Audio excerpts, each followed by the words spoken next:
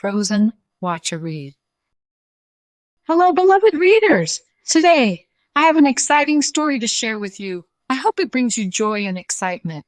Today, Luna have a book named Frozen Watch Read. I think they're so pretty. I hope you guys really enjoy it. I love it. Please give this video a like if you enjoy it, and don't forget to subscribe to Kid Channel for more stories. Thank you for reading. So, here we go. But she was already turning to ice. The kingdom of Arendelle was known for its breathtaking fjords and towering castle. But what made it truly special were the two princess sisters who were the best of friends. Elsa, the elder sister, had a twinkle in her eye and hair like spun gold, while young Anna had strawberry blonde locks and a fun-loving smile. The sisters shared a wonderful secret. Elsa was born with magical powers that allowed her to conjure snow with a wave of her hand. She even used her powers to build a snowman. However, one night, Elsa accidentally hurt Anna with a blast of icy magic. The king and queen rushed to the mountains to seek help from the little rocky trolls who lived there. The trolls cured Anna by changing her memory so she couldn't remember Elsa's magic. It was fortunate that she had been hit in the head and not the heart, as Grandpavi, the wisest of the trolls, pointed out. The head can be persuaded, he said, but the heart is another matter. Grandpavi warned the king and queen that Elsa's powers would only grow stronger, and that fear would be her enemy. In order to keep Elsa's gift a secret, the king and queen built high walls around the castle and never let anyone inside. Elsa tried to ignore her powers, but it was difficult to ignore a part of herself. Whenever she had strong feelings, her magic would spill out. Elsa was afraid of hurting her sister, so she stopped playing with Anna. Tragically, the king and queen were lost at sea, and Elsa kept to herself even more. Years passed, and the time came for Elsa to be crowned Queen of Arendelle. For just one day, the castle gates would be opened, and Anna had never been more excited. "I wish it could be like this all the time," she said. Elsa knew it would be harder than ever to hide her feelings and her powers. That night, at the coronation ball, Anna danced for hours with the handsome Prince Hans from the Southern Isle. It seemed they had everything in common, and because the gates were open for one day only, Hans and Anna had just one chance to be together. Hans knew it was crazy, but he asked Anna to marry him. Anna made the exciting choice, yes. But Elsa would not give them her blessing. "You can't marry a man you just met," she told Anna. Anna couldn't believe it. "Why would her sister stand in the way of her happiness? Why do you shut me out?" cried Anna. "What are you so afraid of?" Anna's words were more than Elsa could bear. She turned to Anna and cried, "Enough!" But it was too late. Elsa's power burst forth in a jagged spray of ice, and everyone stared. Elsa's secret was out. Desperate and afraid, Elsa did the only thing she could do. She fled, leaving a raging winter storm in her wake. But as Elsa reached the mountains, something unexpected happened. She had lived in fear of her power for most of her life, but now that the secret was out, she began to feel relief. Out here, alone, she could finally express herself. Elsa conjured a wondrous ice palace that soared above the mountain peak. For the first time ever, Elsa was free to let it go, and she created a masterpiece. But Anna felt horrible for driving Elsa away.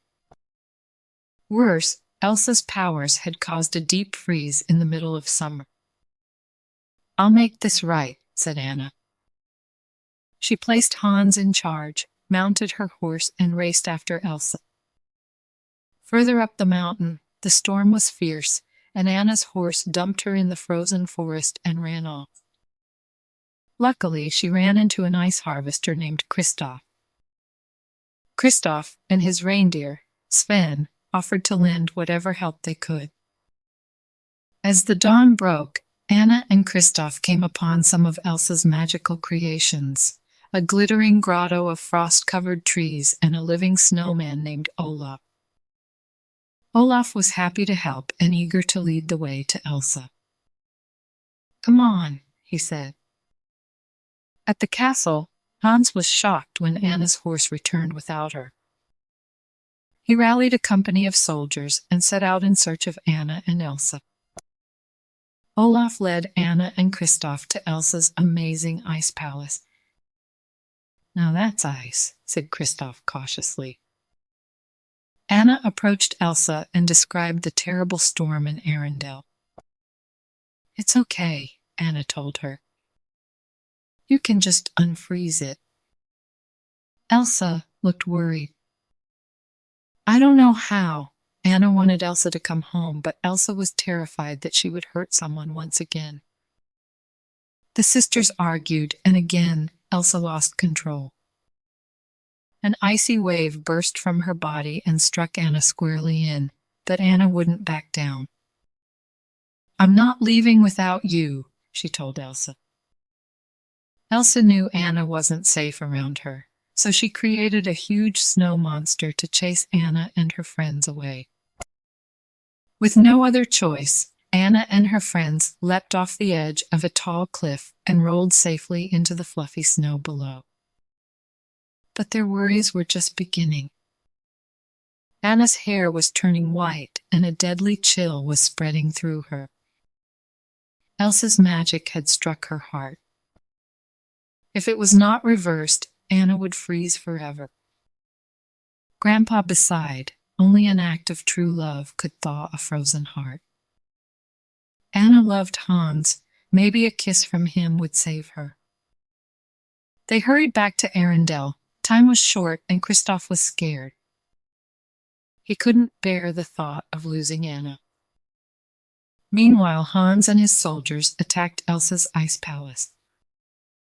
"Queen Elsa!" Hans cried out to her. "Don't be the monster they fear you are." The words gave Elsa pause. Hans swept in and dragged Elsa off to a frigid dungeon below the castle. Anna rushed to find Hans.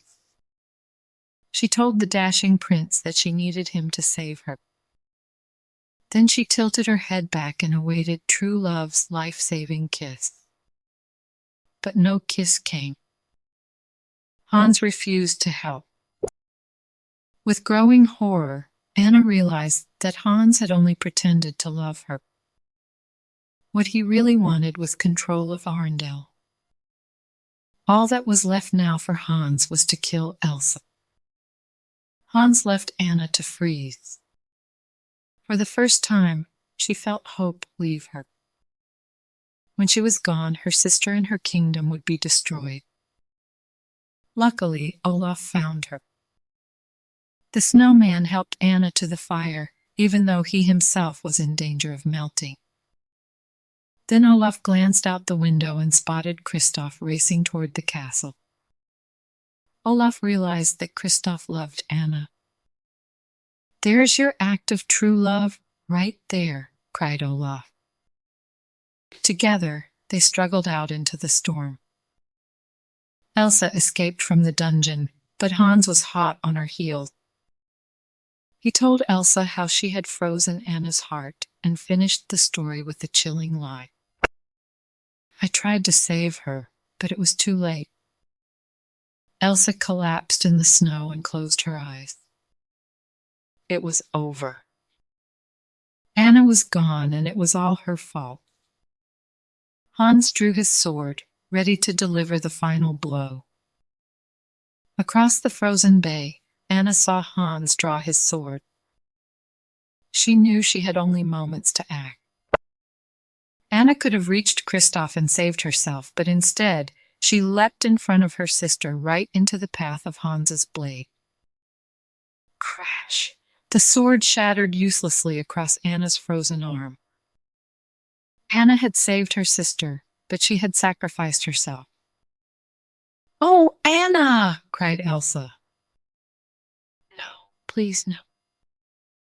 As the wind whistled solemnly across the bay, Elsa wept. And slowly, slowly, Anna began to thaw. Warm with life once more, Anna's arms closed around Elsa and the two sisters hugged. Olaf remembered what the wise trolls had said. An act of true love will thaw a frozen heart. Elsa found that while fear had turned her power wild, love made controlling it as easy as breathing. Right away, she brought summer back to Arendelle. She even made Olaf a little snow flurry to keep him from melting. Elsa's first act as queen was to order the castle gates thrown open. She turned to Anna, who was beaming with delight. We are never closing them again. The sisters smiled at each other. Everything was the way it was supposed to be. We have reached the end of the story. Good job, friends. Thank you so much for reading with Luna on Teep Kid channel. Bye. I'll see you next time.